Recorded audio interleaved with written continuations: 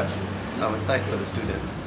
So we basically argued that the section 15(5)(a) UCCA bercanggah dengan article 10(1)(a) of the Federal Constitution, in that it restricts the freedom of expression on the part of students and prevents them from participating in the democratic process of the country. So basically we put it that way. We said that while certain measures can be taken, for example, they could restrict activity on campus, you cannot take it so far as to restrict activity completely.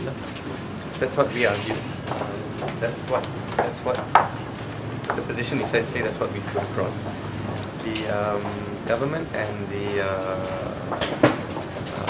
UKM lawyers put across the argument that there is nothing wrong with this provision. It is permissible because Parliament is allowed to create restrictions into the freedom of expression, and there's nothing unreasonable about these restrictions. They made reference to the 1974 student demonstrations to say this is a possibility if we allow for students to participate in politics, and they use that as the basis to argue that this kind of restriction is necessary for the country.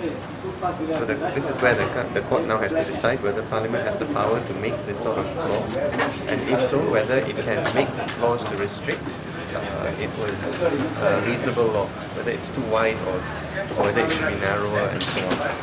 Okay, that's basically it. So 28 September to 30.